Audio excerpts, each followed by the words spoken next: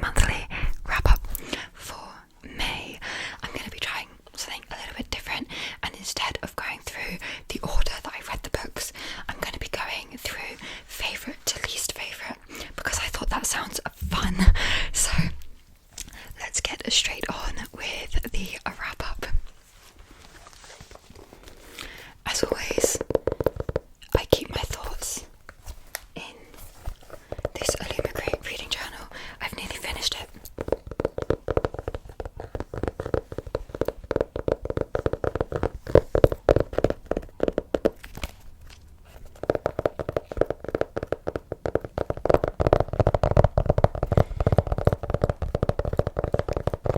But yeah, let's get straight on with the books. I'm going to start with my favourites and go through to least favourites. The top three, to be fair, were all very, very similar.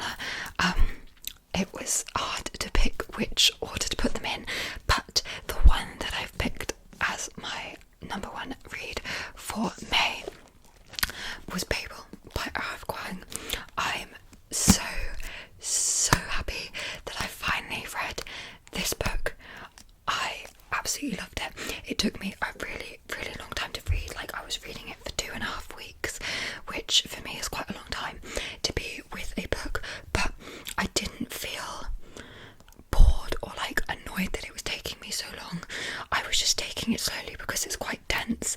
It does read a little bit like a textbook at times, or like a non-fiction history book at times, but that is the point of the book, and at the end of the day, like, I really loved those aspects of it. Babel is kind of a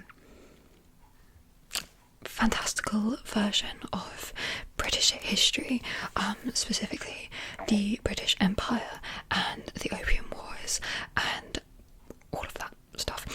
So we are following a group of academics in Oxford University, but specifically we are following Robin, who was taken from his home country of China by a white British man, taken to England, where he was essentially trained up to be a translator to attend Babel, which is the fictional college institute, I guess, of a translation at the University of Oxford. This incredible, honestly. I loved the plot, I loved the characters. I cannot fault this. R.F. Kuang is just incredible. I've booked to see an event with R.F. Kuang in a couple of months, and that's actually what pushed me to read this, and I'm so happy that I finally have. Absolutely 5 stars. Yeah, Rebecca, the author, she's just so smart, and it just oozes from the page. Something that's really unique about Babel as well is that we do have footnotes. So that's what I mean when I say it can read a little bit like an academic, like historical text at times with the footnotes, but yeah, it's great. It's a little bit slower during the middle, and at times it kind of reads more as like, I don't know, almost slice of life, like you're just following them throughout their 4 years at Oxford. But it was great. I went to the University of Oxford as well when I was doing teacher training, and so I loved just reading about all the places that I've like studied in myself, you know, like it was very cool.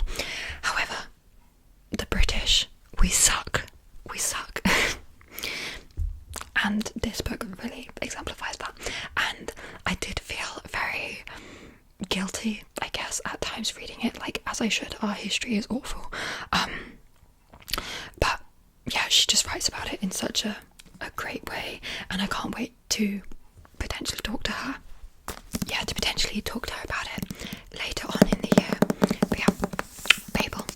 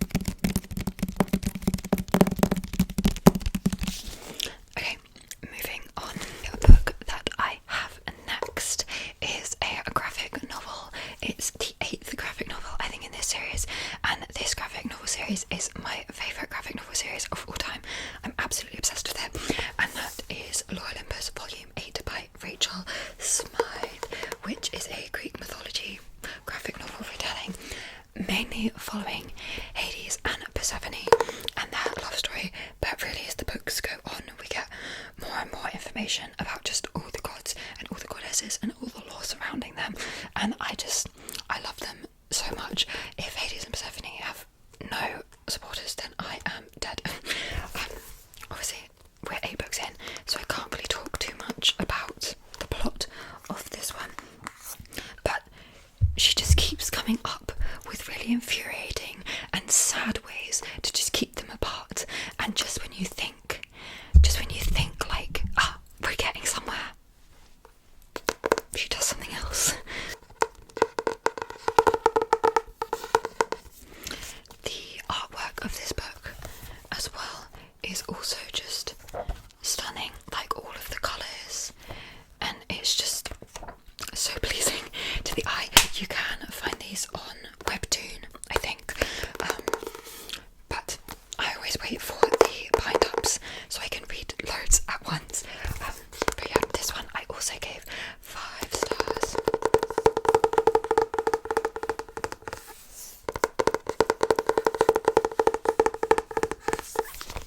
I do really recommend this series, and there's 8 of them, so plenty to get into.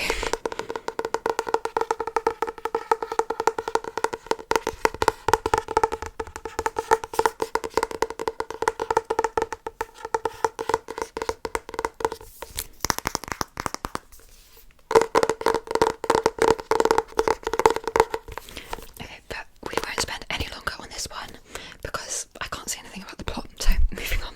Then my next one that I've got was also another 5-star read, so I had a lot of 5-star reads this month, and that one is Check and Mate by Ali Hazelwood. If you've seen my video, which was the books that I am most scared to read, I actually had this book on there, same with Babel, and I gave both of them 5 stars. I was just scared to read this one because this is Ali Hazelwood's first and only teen book, and I just wasn't sure how her books would translate into YA, because obviously her books have some smut to them, but they're slightly more mature just in content as well. Like, she goes a lot into sexism in the workplace, things like that, so I was a bit worried as to how that would translate into YA, but I absolutely loved this book as well. We're following our 2 main characters, Mallory and then Nolan, who are both chess geniuses, and Mal basically ends up having to go back into chess after years and years out of it because she's in a really dire financial state in her family, and she gets a job straight out of school. She's offered a job working as like a chess prodigy fellowship, I guess, and her rival Nolan, who she ends up forming a relationship with. But Ali Hazelwood is definitely, she's just one of my favourite authors. I've absolutely loved basically everything that she's done, and so it's no surprise that I love this one, really. She just knows everything. She's got a PhD in neuroscience, so she's incredibly smart, but every time she writes about something different, she just knows so much about it. Like, she knew so much about chess. This made me want to go back and start playing chess again, because she just knows so much. Like, the amount of chess information and lore she would just drop was incredible. It was so interesting as well.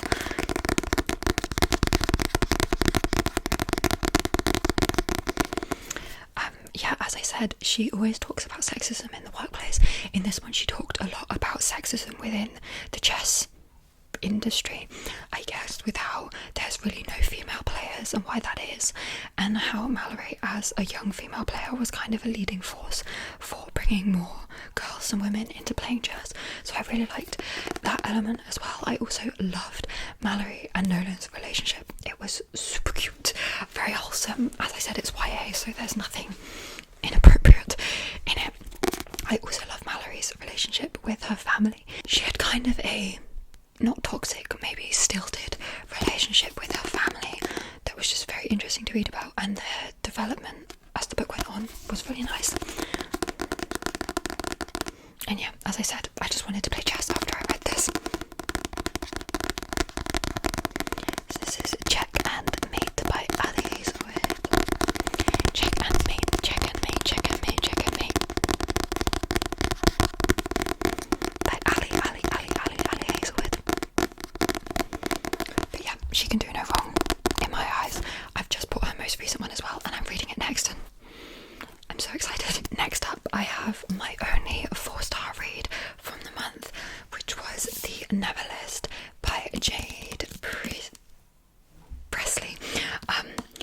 this one for my birthday, and I'd never heard of it before, and then when I read the synopsis I was like, that sounds incredible.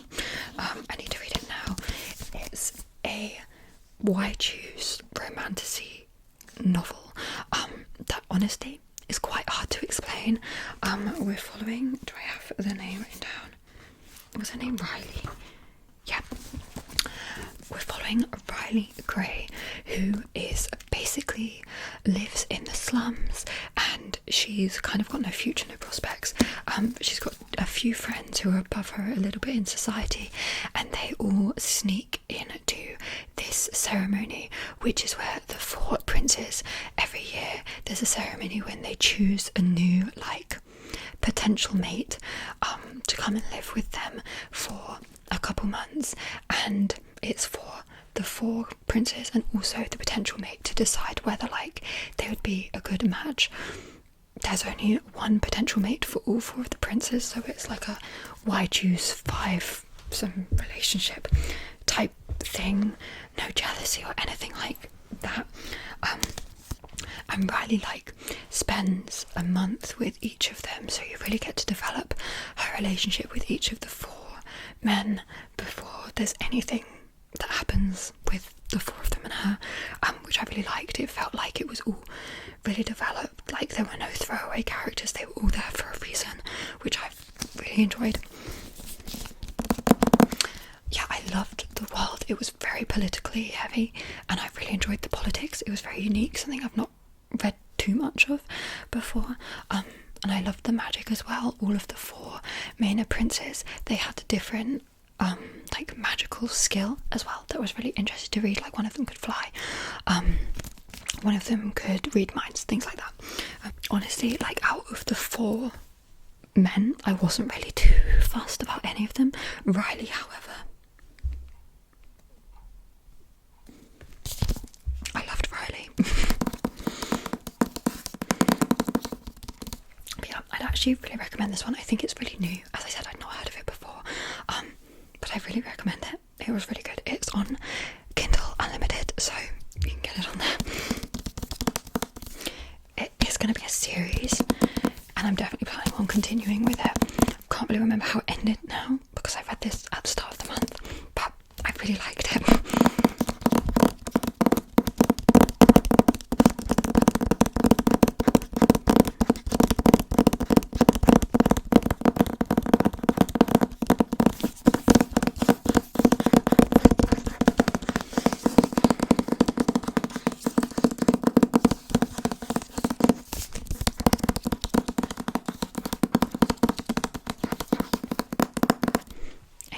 Moving on, next up was a book that I gave 3.5 stars, nearly 4 stars, but not quite. This was one of my most anticipated releases for the year, so I'm so excited that I've read it, and that is Watch Me by Tahara Mafi. This book is just the prettiest thing I think I've ever seen. Oh my god, incredible. This, obviously, I will not talk about the plot. This is the 7th main book in the Shatter Me series, which is one of my all-time favourite series. I'm so excited that Tahara Mafi decided to go back into this world, and this was really good. We're 10 years in the future after the end of the last Shatter Me book, and we're following, is his name James? His name is James, who is a child in the Shatter Me books, and he's 18 or 19, maybe he's 21. He's a young adult in this book, so we're following him as part of the good guy group, and then we're also following Rosabelle, who's a new character who is part of the re-establishment. So we've got one character on either sides of this war, which was really interesting. They come together pretty early on, and it's romancy, but there's no actual real romance in this. It's more kind of angsty, but because they're on such different sides and their beliefs and opinions are so different, nothing literally ever comes from it. They don't trust each other, they shouldn't trust each other, they both do things that really screws the other ones over for their own interests, and it was just so well done, so interesting. I really enjoyed it. I also really loved reading from the original characters again, some of my favourite characters ever, so I was so happy that they're back. My main qualm with this book and why I gave it 3.5 stars is like nothing really happened at all, and like they're kind of just fighting the same evil again as they were in the original series. So that was like my only like qualm, I guess, with this book, but I still really enjoyed it.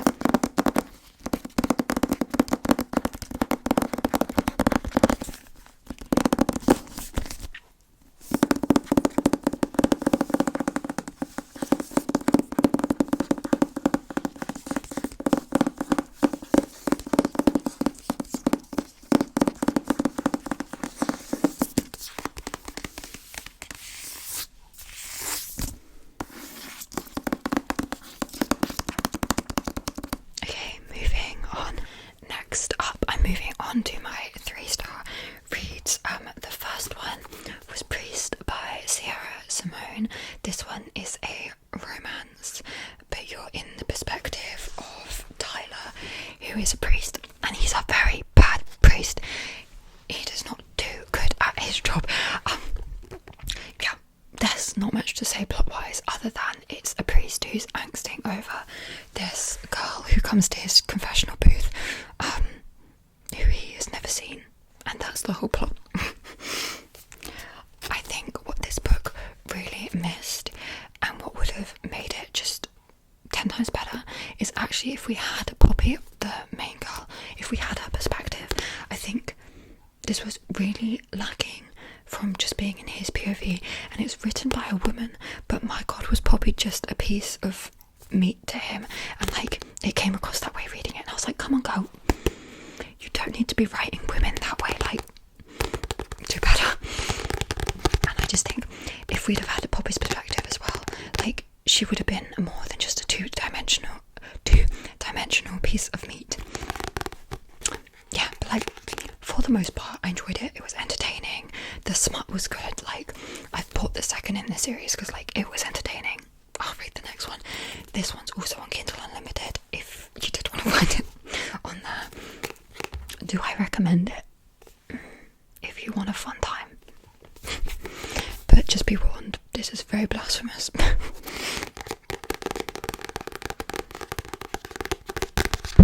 Sorry. Priest.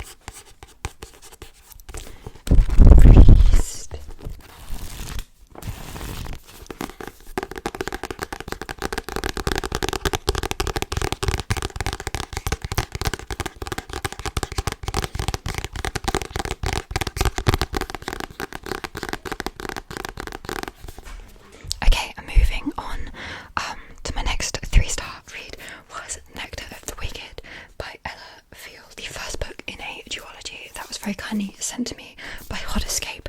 I thought this was interesting. The plot was decent enough. We're following a girl who never has a name. She's a nameless girl who is like a changeling. She's a fairy that was stolen from her home in Fairy and swapped with a human child at birth, and she's raised by this woman whose human child was stolen from her, who hates her, who never even gives her a name.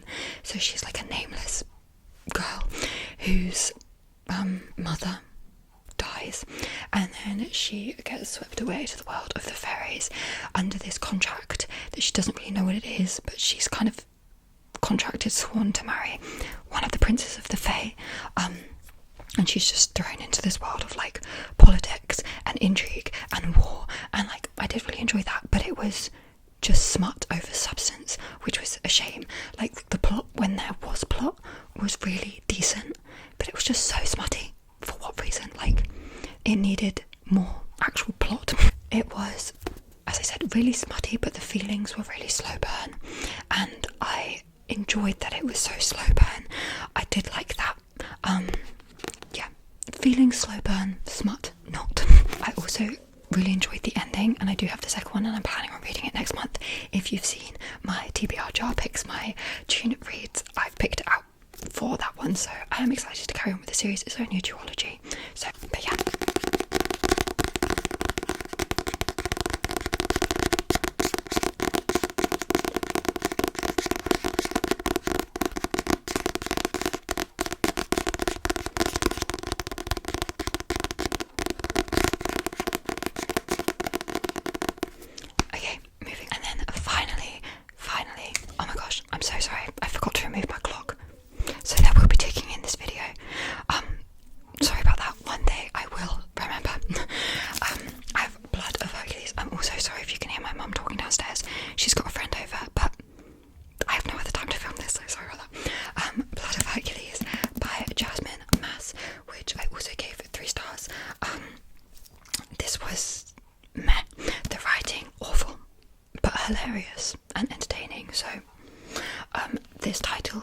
massive spoiler.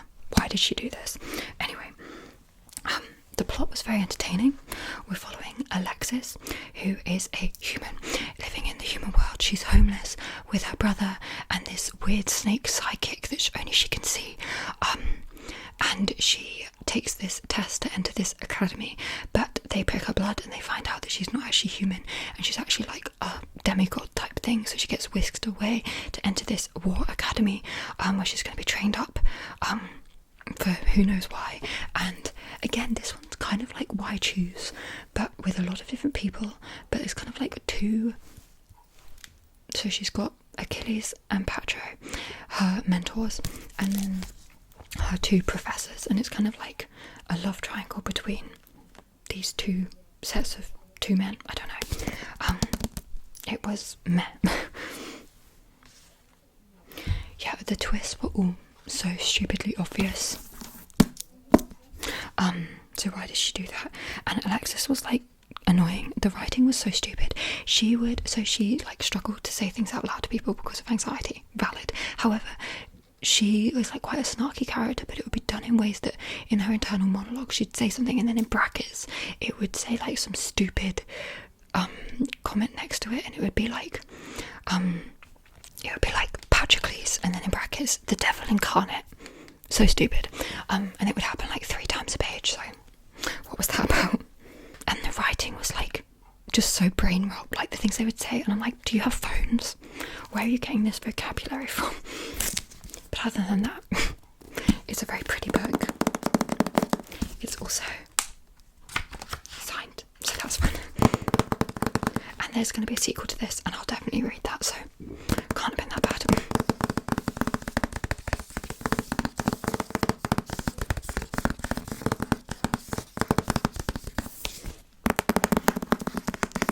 This is another one that's on Kindle.